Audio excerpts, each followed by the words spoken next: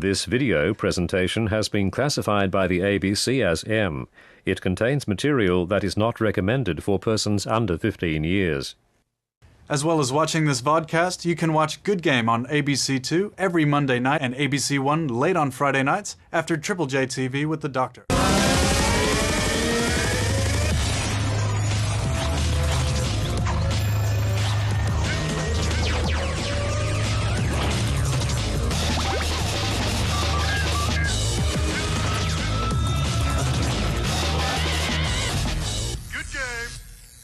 The music world has lost a legend with the passing of the king of pop, Michael Jackson. As a musician, he had an immeasurable influence on our airwaves and dance moves.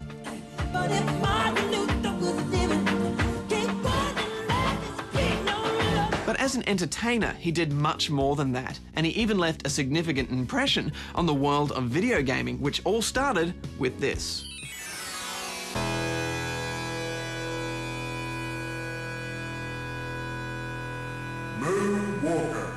It was loosely based on the feature film of the same name, which featured a compilation of Jackson's songs made into elaborate film clips, including a climactic rendition of his 1987 hit Smooth Criminal.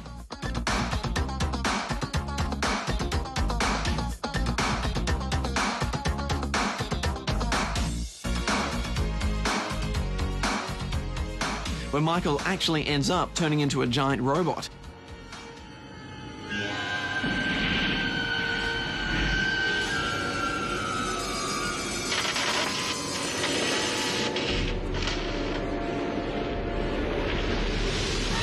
The movie was good fun, but we think the game was better. It had plenty of button-mashing arcade gameplay, and on the soundtrack were some of Jackson's biggest hits.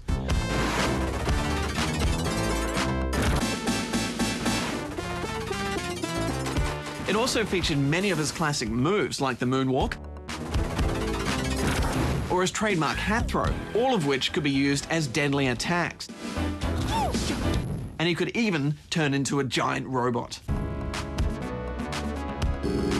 The arcade Moonwalker game came out at the height of Michael Jackson's fame, and as a result, a home console release was inevitable. But by the time it came to the Sega Mega Drive, something was very different. Gone was the pseudo 3D isometric perspective, and gone too was the beat-em-up gameplay, and in its place was a side-scrolling platformer. And it was really good. So good, in fact, that it still qualifies as one of the Mega Drive's best games. As Michael, you had to rescue kidnapped children from gangsters, street hoods, and zombies, among other baddies. And not only did it feature all the music and action of the original, but it also had more of this.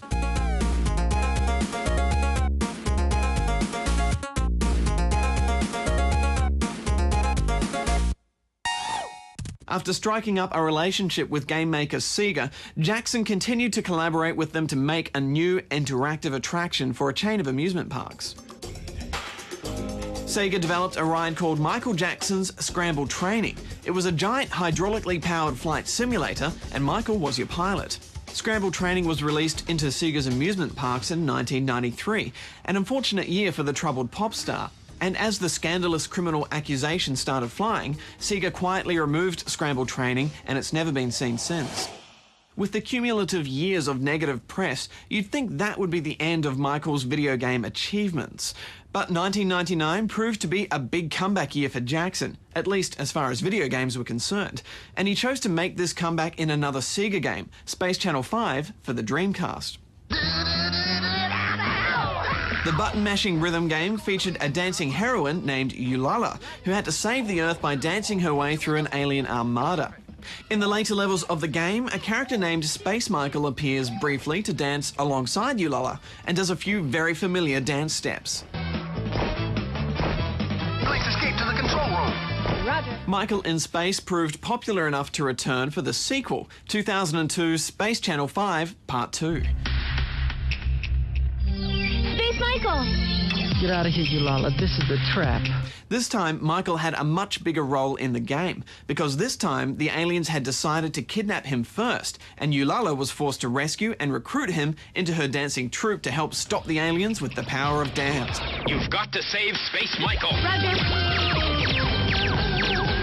Let's dance! Dancing in a game came easy to Michael Jackson. Something that must have been much more difficult was this.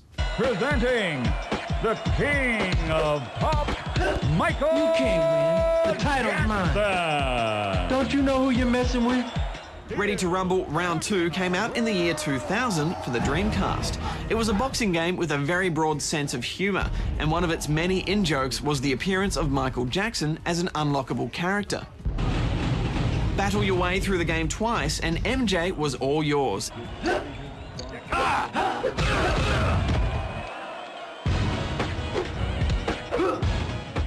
Along with appearing as himself, Michael Jackson's music has also been used in many games, including Grand Theft Auto Vice City, which featured Billie Jean,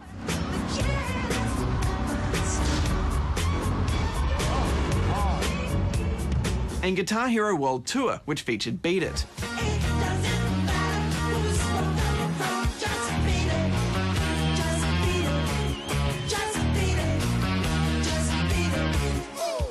At the time of his passing, Micheal and his company were rumoured to be working on a brand new game that was supposed to be ready for Christmas this year to coincide with his planned concert tour, but alas, we're unlikely to see it now.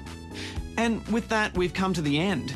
His career had both the greatest highs and the most crushing lows, and as it comes to a close, Michael Jackson will certainly be remembered for the surgery, the strangeness, and the scandal, but he'll also be remembered for his music, and for us in particular, his video games.